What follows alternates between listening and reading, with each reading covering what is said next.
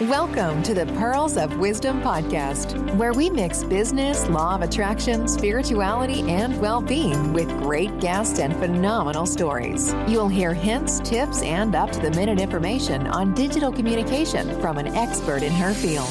Pearl has some wonderful individuals in her networks, and she will be interviewing them all at some point in the future.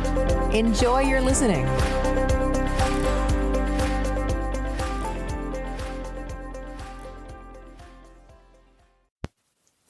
Hello, this is the Pearls of Wisdom podcast.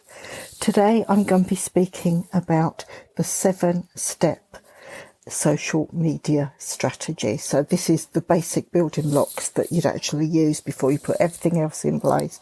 This is how you start. It's the way I start all my campaigns, and it helps you to actually understand how you get to know your audience, what your niche is likely to be, just where you're going to connect with these people, and actually whether the idea you have is a viable proposition or not. So to start with this, I'll say a good strategy can be broken down into 7 steps. First one being observe and create. Second is recruit. Third is evaluate platforms. Fourth is to engage. Fifth is to measure. Sixth is to promote. And 7 is to improve.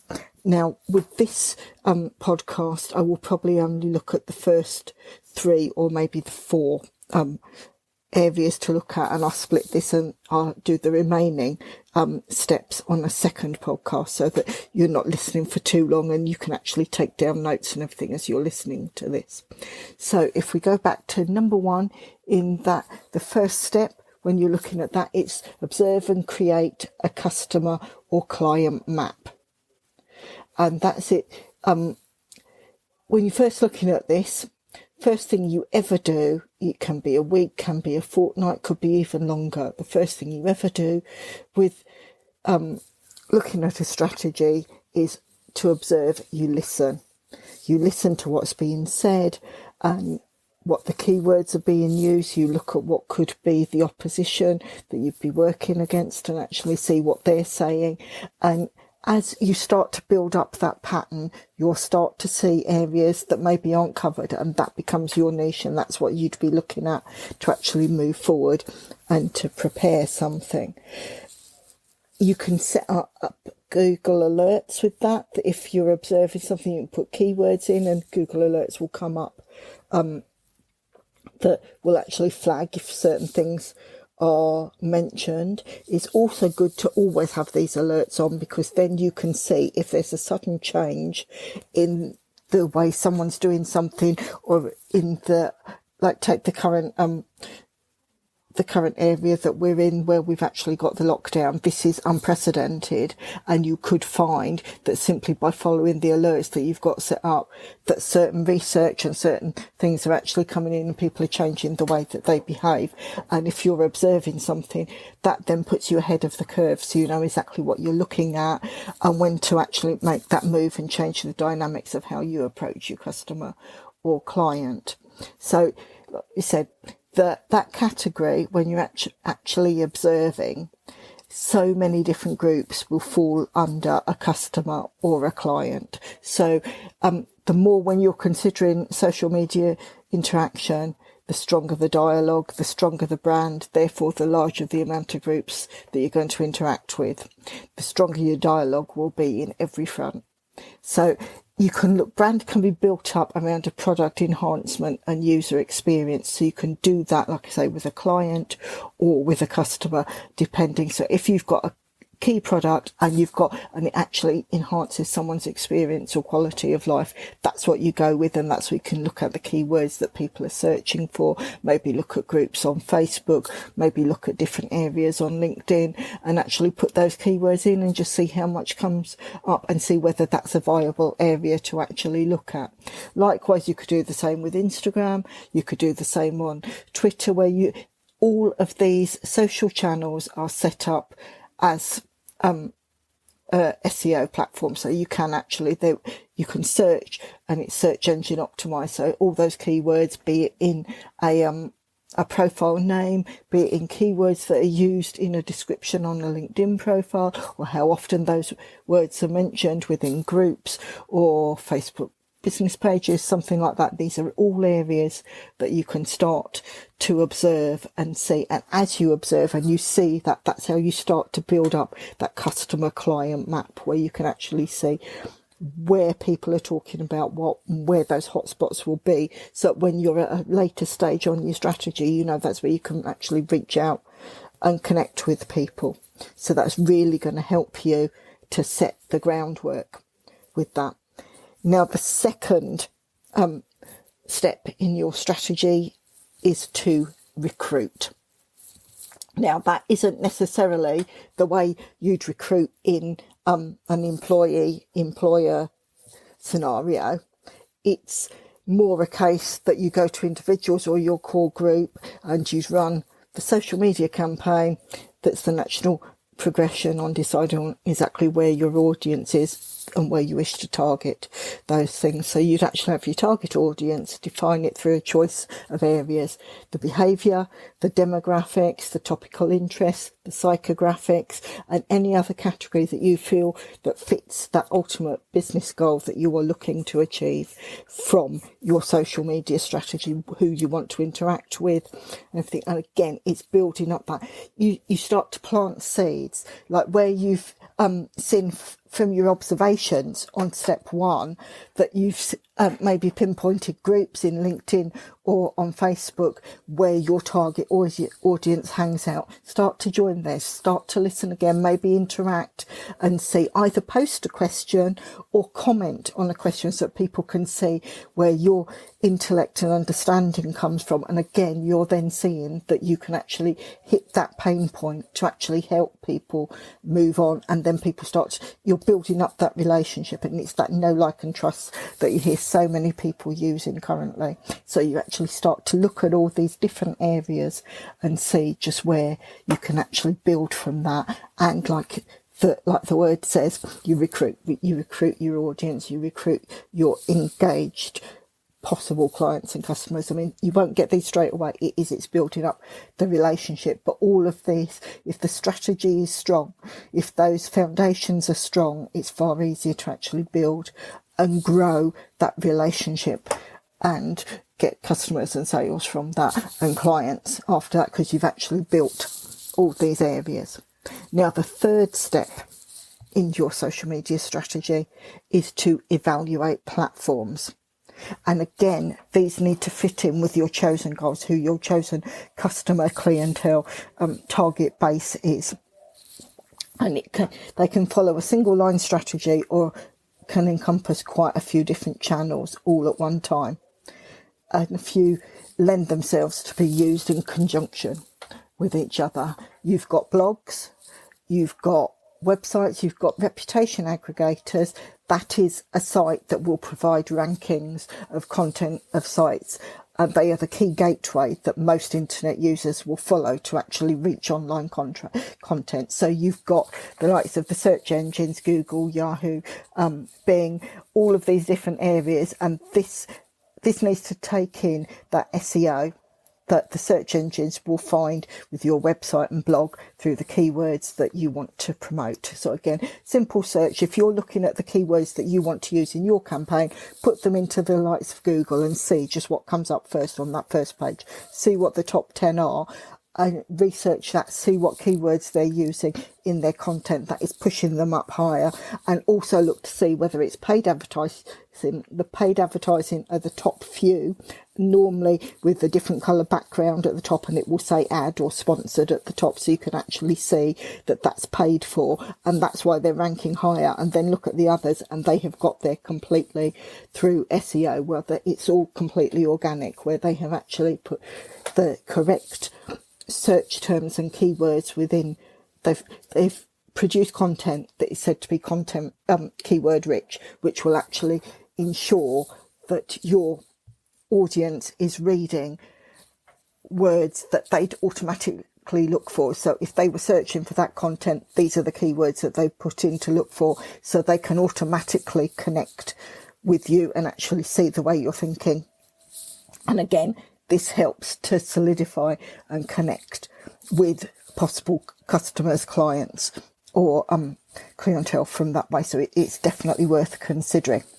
And when you look at this with SEO, search engine optimization, they say that it takes up to 3 months for you to organically fit into all the search engines for the bots to run behind and actually read what the metadata behind your websites are saying, actually what your content is saying. You add social media to that mix through SEO, you can actually move to first page on Google within a week, as opposed to it taking 3 months. Done organically, both through social media and through SEO. It's both an organic interaction, but you add social media into the mix, and that will treble the speed in which you can actually find that your content is found by search engines. So that makes it a lot easier. I think you will also find that some websites have the added advantage of an integrated search facility. So with that, it's perfect for your social media campaigns. You start to look with that and actually see if there's keywords. You can find it whether it's rich within the website that you're doing your research on, but also this is what you then feed back what you've learned, and you make sure you incorporate that within your blog, your article, your web pages, add that in the post that you're doing within Facebook, actually intersperse the questions and the answers that you're giving within LinkedIn groups, something like that. So all these keywords will come up. So more and more when people are searching your answer on the likes of LinkedIn or Quora or Reddit or something like that, it all starts to actually come up, and your response ranks far higher than anyone else that's looking there. So again, we all know when we're doing research, very rarely do we get past the second or the third page in Google. Most people will actually look, when they're using a search engine, they literally go through the first page and no further, because they found what they want. They want to go to those that are the cream of the crop. They're right at the top, and therefore they're the people that will be looked at and approached to actually interact and maybe become a customer or client. So these are all areas to actually look at. And again, if you look at organic spend and the way you're actually going to use your keywords, if you can have keyword rich content, you don't need to spend as highly on a Google pay-per-click campaign or on a Facebook paid campaign, because if you've got keywords that people are looking at, or even a long tail keyword, which is normally a few words put together, so you've actually got like a phrase or something that people tend to look at, if you include that, again, that is going to push you up the search engines. And again, it's evaluating all these different platforms to see exactly what's out there, so you can then decipher and filter that through, so when you're producing your campaign and your content, it will all come into all these different areas for you to use. You've got e-communities such as LinkedIn, like we've mentioned, Twitter, Facebook. There can be some virtual arenas that you'll look at, and that's coming back into things like Second Life had gone out of the window and people weren't using it. But then I think Facebook bought out the company that owned it, so there might be more and more things that are actually starting to work from there. Again, you've got those social networks that you can look at and actually see what the keywords, what people are saying, and again get ideas for what you're going to use. Take this all in and actually start to really work on what you see and see how you can actually take those ideas and filter them into your campaign and how you produce that. Facebook, YouTube, LinkedIn, Twitter, Instagram.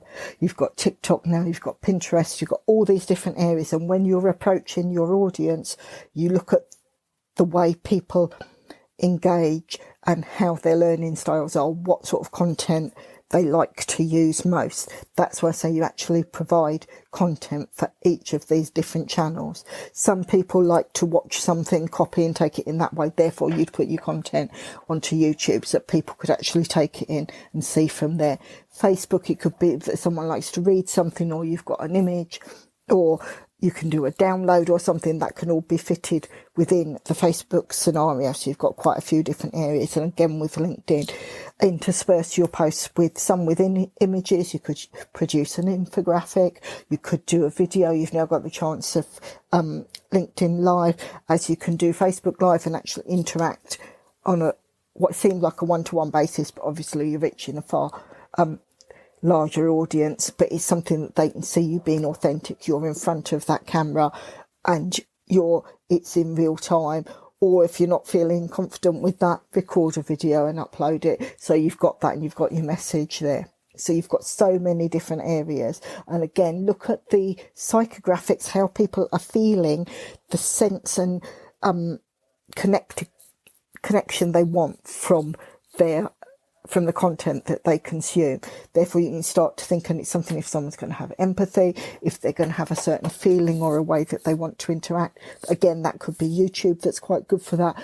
And also, if you want that happy buzz, look at something like TikTok, where you can actually see, which is all the rage, and see how everyone else is interacting in all those different areas. Now, and you've also got, again, look at websites. Many websites aren't just websites now. You can actually include the likes of a sales funnel or funnels of any sort that will produce courses or anything. So you've got that. So you've got that call to action, that instinctive drive that when your audience actually consumes that information, they can see something and they want to click that button. They want to be drawn in and they want to make that sale. They want to connect to you. They're quite happy to leave an email address because they want to hear more. They want to actually grow as you do. So these are all the areas. This is where you, like I say, you evaluate those platforms. That's the third option in this strategy. And I've already taken up 15 minutes of your time. So I think what I'm going to do is actually pull this to a close, and the second part of the series that I put together will cover the next 4 areas of the 7-step social media platform.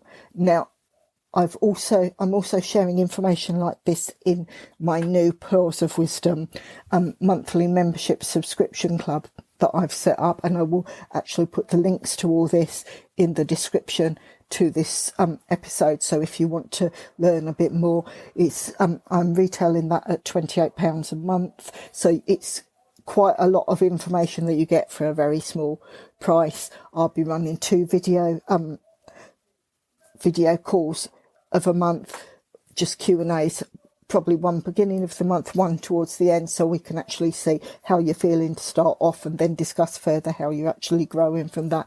Documentation, workbooks will all be added. There'll also be audios, and again, it's looking at all the preferred learning styles that people like to engage with content and how they learn. So if you like what you're hearing now, definitely I say grab that. I'd love to see you inside the subscription club, and we can all grow together, where I actually teach you all those key areas around going digital, actually communicating all the way across all these different digital channels, and seeing how you can actually build your business, take it online, and actually engage with your customers and clients and build that audience as far as you possibly can. Hope you've enjoyed this. I'll be following it up with the second part of this series shortly.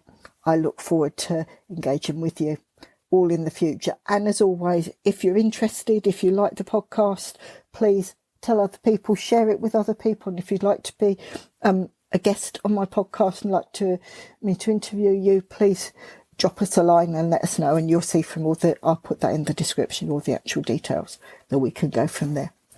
Thank you. It's been a pleasure speaking to you. Bye. Thank you for listening to the Pearls of Wisdom podcast. We hope you have enjoyed the content shared. Please share with others who would like to enjoy these interviews and discussions. If you would like to support the podcast, please follow the link in the episode description. If you want to be a guest on the show, reach out and let's discuss next steps. Until the next time, enjoy your listening.